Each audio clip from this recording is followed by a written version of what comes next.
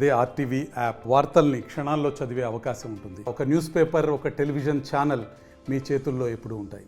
ప్రస్తుతం మనం రాజన్న సిరిసిల్ల జిల్లా వేములవాడలో ఉన్నాము. బోయినపల్లికి సంబంధించిన గురుకుల పాఠశాలను సందర్శించడానికి అయితే బోయినపల్లి చొప్పదండి మాజీ శాసన సభ్యులు సుంకె రవిశంకర్ అయితే రావడం జరిగింది. ఈ మధ్య అయితే చూసినట్లయితే ఎంతో మందికి అయితే విద్యాబుద్ధులు నేర్పిన గురుకుల పాఠశాలలు కావచ్చు, కస్తూర్బాలు కావచ్చు, నిత్యం వార్తల్లోకి ఎక్కుతున్న పరిస్థితులు అయితే మనమైతే చూస్తున్నాం. నిన్నటికి నిన్న ఉమ్మడి కరీంనగర్ జిల్లాకు సంబంధించి అయితే మంత్రులు నగ్న పూజలు అంటూ అయితే కలకలం రేపడం జరిగింది. అంతేకాకుండా పెద్దాపూర్ గురుకుల పాఠశాలకు సంబంధించి సైతం ఇద్దరు విద్యార్థులు అయితే పాము కాటుతో మరణించారని అయితే కొన్ని వార్తలు అయితే రావడం జరిగింది. నిన్నటికి నిన్న ఇద్దరు విద్యార్థులు సైతం కొట్టుకున్నారని అయితే వార్తల్లోకి ఎక్కిన పరిస్థితులు సైతం మనమైతే చూడడం జరిగింది. అంతేకాకుండా తంగలపల్లికి సంబంధించి సైతం కొంతమంది విద్యార్థినులు అయితే మమ్మల్ని బాత్రూంలో వీడియోలు తీస్తున్నారంటూ రోడ్డుపై బైఠాయించిన పరిస్థితులు సైతం మనమైతే చూడడం జరిగింది. నిత్యం వార్తలకు ఎక్కుతున్న పరిస్థితులు అయితే మనమైతే చూస్తున్నాం. దీనికి సంబంధించి అయితే మిడ్ డే మీల్ సంబంధించి అయితే నాణ్యమైన భోజనం పెట్టట్లేదు అంటూ ఒక అమ్మాయి సైతం చనిపోవడం జరిగింది. ఆదిలాబాద్కి సంబంధించి అయితే ఇక్కడ అసలు ఇట్లా ఉంది పరిస్థితులు తెలుసుకోవడానికి అయితే మాజీ శాసనసభ్యులు అయితే ఇక్కడికైతే రావడం జరిగింది. ఒకసారి వారితో అయితే మాట్లాడదాం. సార్ చెప్పండి, ప్రస్తుతం ఎట్లా ఉందండి ఇక్కడ పరిస్థితి?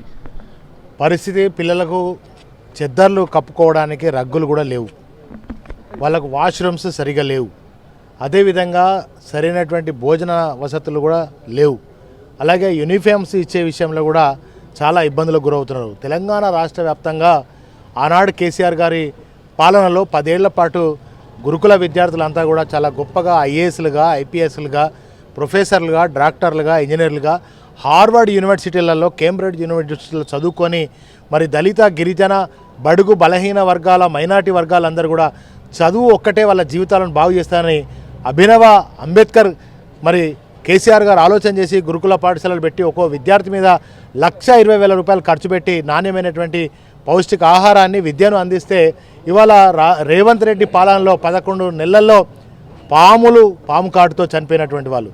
అదేవిధంగా ఇంతకుముందు మీరు చెప్పినట్టు తంగలపల్లిలో మరి వీడియోలు, అమ్మాయిల నగ్నంగా వీడియోలు తీయడం, అక్కడ కూడా మరి ఆత్మహత్యలు జరిగేటువంటి పరిస్థితి అల్లకల్లోలంగా ఇవాళ గురుకుల పాఠశాలల పరిస్థితి ఉంది. మరి అనేక మంది వేలాది మంది విద్యార్థులు మరి ఫుడ్ పాయిజన్ అయి మరి వేలాది మంది విద్యార్థులు ఆసుపత్రిలో పాలయ్యారు. మరి ఎందుకు ఫుడ్ పాయిజన్ అయింది అంటే ఒక ఎమ్మెల్యే ఏమంటాడంటే ఆ కురుకురేలు తెచ్చుకొని తిన్నారంటాడు.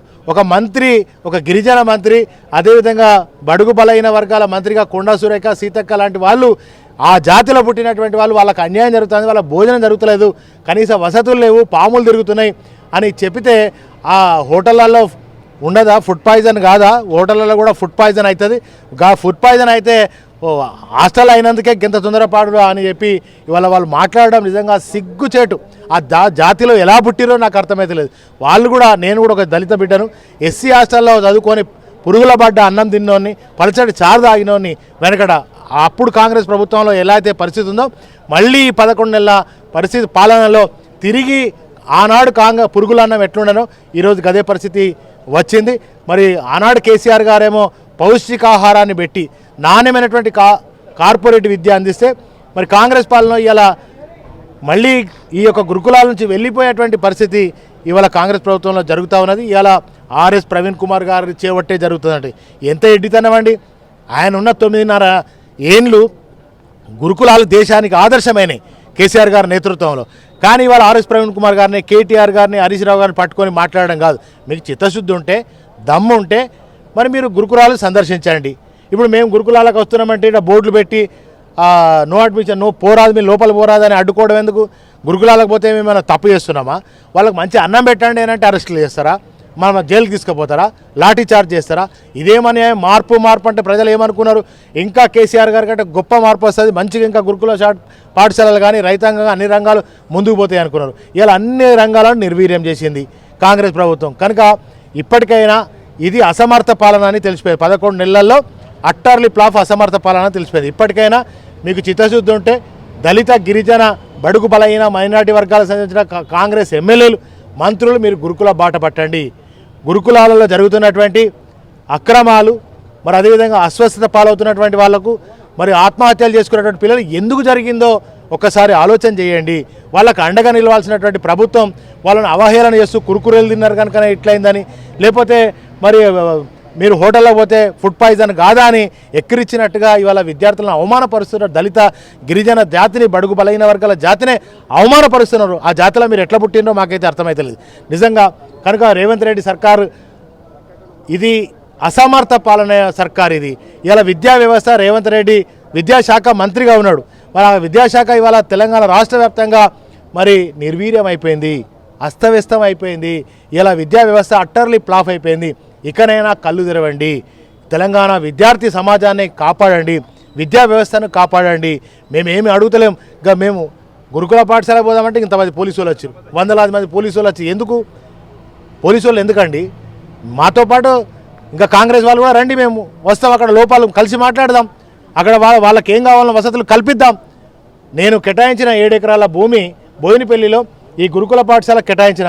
ఇప్పుడు నీకు దమ్ముంటే కాంగ్రెస్ ప్రభుత్వం చిత్తశుద్ధి ఉంటే బిల్డింగ్ కేటాయించండి, బిల్డింగ్ కేటాయించి సొంత బిల్డింగ్ ఇద్దాం పిల్లలకు మంచిగా. ఇంకా 10 ఎకరాలు కావాలంటే కూడా నేను ఆనాడే కలెక్టర్ గారికి మరి లెటర్ పెట్టినా, శాంక్షన్ అయి ఉంది, ల్యాండ్ శాంక్షన్ అయి ఉంది. అక్కడ దమ్ముంటే మీకు చేతనైతే అక్కడ ఒక గురుకుల పాఠశాల నిర్మాణం చేయండి. నేను రేవంత్ రెడ్డి సర్కార్ని హెచ్చరిస్తా ఉన్నా, డిమాండ్ చేస్తా ఉన్నా, వెంటనే గురుకుల పాఠశాలల పరిస్థితులు మార్చండి, వాళ్ళకు మౌలిక వసతులను కల్పించండి, చక్కని విద్య అందించండి, చక్కని భోజనాన్ని పెట్టండి. ఓకే అండి, ప్రస్తుతం చూసినట్లయితే కొంతమంది విద్యార్థి నాయకులను సైతం దండిస్తున్నారు, దాడులు జరుగుతున్నాయని సైతం కొంత ఫైర్ అవుతున్న పరిస్థితులు సైతం ఉన్నాయి కదా, వాటికి సంబంధించి ఏం చెప్తారు? ఇప్పుడు వాళ్లకు విద్యార్థులకు ఒక మంచి చేసే పరిస్థితిలో వాళ్ళు చేయలేరు. మేము చేద్దాము, అక్కడ లోపాలు ఏమున్నాయో ఎత్తి చూపితేనైనా మీకు తెలుస్తుంది. మీరు అవగాహన లేవో, మీరు ఎంతసేపు ఇప్పుడు రేవంత్ రెడ్డి తినడానికేమో మంచి పంచపక్ష పరమాణాలు కావాలి. మా పోరగాళ్ళు ఏమన్యాయం చేసిరండి? దళిత గిరిజన బిడ్డలు ఏమన్యాయం చేశారు? నువ్వైతే మంచిగా పంచపక్ష పరమాణాలతో తింటావు. మా పిల్లలు గురుకుల పిల్లలు పంచపక్ష పరమాణాలు ఆనాడు కేసీఆర్ గారి పాలనలో తిన్నారు. ఇప్పుడు అంతా వృధా అయింది. ఇవాళ స్టూడెంట్స్ని, మా విద్యార్థి విభాగం నాయకులని అరెస్ట్ చేస్తున్నారు. మొన్న నన్ను గురుకుల పాఠశాలకు వెళ్తా ఉంటే నన్ను, మా కొప్పులీశ్వర్ అన్నను అరెస్ట్ చేశారు. ఇవాళ ఆర్ఎస్ ప్రవీణ్ కుమార్ గారి మీద కేసు పెట్టారు అన్యాయంగా. ఆయన ఎక్కడ పోలే. మరి గురుకుల పాఠశాల బాగు చేయమనడం తప్ప, ఆనాడు బాగా నడిచినటువంటి పాఠశాలలు కనుక ఇవాళ మేము మరి ఆనాడు రికమెండేషన్ చేసేది ఆ పిల్లలలో సీట్లు కావాలని మా తల్లిదండ్రులు వందలాది మంది మా దగ్గరకు వచ్చి లెటర్లు తీసుకుపోయి సీట్లు సాధించేవారు. ఇలా గురుకుల పాఠశాల నుంచి వెళ్ళిపోయేటువంటి పరిస్థితి ఇలా కాంగ్రెస్ ప్రభుత్వం కల్పిస్తాం. ఒకటి బీఆర్ఎస్ వర్కింగ్ ప్రెసిడెంట్ కేటీఆర్ ఆదేశాల మేరకు అయితే మీరైతే పర్యవేక్షిస్తుగా ఇంకా కార్యాచరణ ఎలా ఉండబోతుందండి? తప్పకుండా ఈ నెల రోజుల లోపు గురుకుల పాఠశాల మీద మీరు శ్రద్ధ చూపి విజిట్ చేసి వాటిని సవరించకపోతే విద్యార్థులకు మౌలిక వసతులు కానీ ఇతరత్ర వెంటనే ఇవన్నీ కూడా జరగకపోతే ఇంకొక మారు ఎక్కడైనా ఫుడ్ పాయిజన్ అయినా, ఆత్మహత్య జరిగినా దీనికి రేవంత్ రెడ్డి సర్కారే బాధ్యత వహించాలి. రేవంత్ రెడ్డి జరిగిన ఏదైనా సంఘటన జరిగితే రేవంత్ రెడ్డి పూర్తి బాధ్యత వహించి విద్యాశాఖ మంత్రిగా, ముఖ్యమంత్రిగా ఆయన అట్టర్లీ ఫ్లాప్ అయ్యాడు. మరి నిజంగా ఇంకా ఫ్యూచర్లో ఇట్లాంటి సంఘటన జరిగితే రేవంత్ రెడ్డి రాజీనామా చేయాలని చెప్పి నేను డిమాండ్ చేస్తాను. ఫైనల్గా చెప్పండి, ఇప్పుడు చూసినట్లయితే ఉష్ణోగ్రతలు అయితే చాలా వరకు అయితే తగ్గాయి. ఇప్పుడు సైతం చన్నీటి స్నానాలు చేస్తున్నాం, అంతేకాకుండా అనేక రకాల ఇబ్బందులు ఎదుర్కొంటున్నాం. ఉదయం లేచింది మొదలు సాయంత్రం పడుకునే వరకు అనేక రకాల ఇబ్బందులు ఎదుర్కొంటున్నాం సైతం అక్కడక్కడైతే మనమైతే చూస్తున్నాం కదా. దీనికి సంబంధించి ఫైనల్గా ఇంకా ఏం చెప్తారు? నేను వెంటనే ఇప్పుడు ఇక్కడ బోయినపల్లికి సంబంధించిన గురుకుల పాఠశాలలో పిల్లలకు ఎలాంటి గీజర్స్ కానీ ఎలాంటి వేడి నీళ్ళు అందించే కార్యక్రమాన్ని చేపట్టలేదు. నేను ఎమ్మెల్యేగా ఉన్నప్పుడు తాటిపల్లి గురుకుల పాఠశాల కానీ, చొప్పదండి గురుకుల పాఠశాల కానీ, అసలు ఇక్కడ పనిచేస్తున్నటువంటి ఎమ్మెల్యేకి ఎన్ని గురుకుల పాఠశాలలు ఉన్నాయో తెలుసా?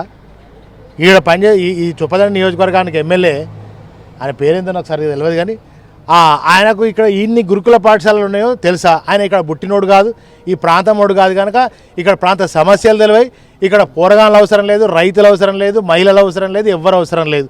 కనుక ఇవాళ వాళ్ళకు చిత్తశుద్ధి లేదు, వాళ్ళ ప్రజల పట్ల కానీ విద్యార్థుల పట్ల కానీ వాళ్ళకు శ్రద్ధ లేదు. ఇది నిజంగా 60 ఏళ్ల పాటు కాంగ్రెస్ ఆనాడు ఎలాంటి పరిపాలన కొనసాగించిందో తిరిగి అదే రివాజ్ను పాటిస్తూ ఉంది. కనుక మేము అది జరగనీయము. కేసీఆర్ గారి మరి సచ్చుడో తెలంగాణ వచ్చుడో అని తెలంగాణ తెచ్చిన తెలంగాణ దేశానికి రోల్ మోడల్న మరి పరిపాలన అందించారు. దాన్ని మేము కాపాడుకుంటాం. తెలంగాణ ఆత్మగౌరవాన్ని, తెలంగాణ అస్తిత్వాన్ని కాపాడుకుంటాం. మా గురుకుల విద్యార్థులను కూడా బరాబర్ కాపాడుకొని వాళ్ళని తప్పకుండా ముందుకు తీసుకెళ్తాం. ఓకే, ప్రస్తుతం మనమైతే చూస్తున్నాము, ఎవరైనా కాంగ్రెస్ నాయకులు ఉంటే సైతం మాతోనైతే వచ్చి సాధక బాధకాలు ఉండే పిల్లలైతే చర్చిద్దామని చెప్పేసి అయితే మాజీ శాసనసభ్యులు సుంకె రవిశంకర్ అయితే చెప్తున్నారు. ఈరోజు అయితే వేములవాడలో ఉన్నటువంటి బోయినపల్లి గురుకుల పాఠశాలను అయితే సందర్శించడం జరిగింది. ఇక్కడ గీజర్స్ కావచ్చు, అనేక రకాల సమస్యలు అయితే ఉన్నాయి. అంతేకాకుండా మిడ్ డే మీల్ సంబంధించి సైతం వీరికైతే అనేక రకాల ఇబ్బందులు ఎదుర్కొంటున్నారని అయితే వారైతే ప్రధానంగా ప్రస్తావిస్తున్నారు. ఏదేమైనప్పటికైతే బీఆర్ఎస్ వర్కింగ్ ప్రెసిడెంట్ కేటీఆర్ ఆదేశాల మేరకు అయితే ప్రస్తుతం అయితే గురుకుల పాఠశాల సందర్శన కార్యక్రమం ఉంటుందని వారైతే వెల్లడిస్తున్నారు. ఎటువంటి అవాంఛనీయ సంఘటనలు జరిగిన దాని పూర్తి బాధ్యత సీఎం రేవంత్ రెడ్డి వహించాలి అని అయితే మాజీ శాసనసభ్యులు సుంకె రవిశంకర్ చెప్తున్న పరిస్థితి అయితే మనం అయితే చూడొచ్చు.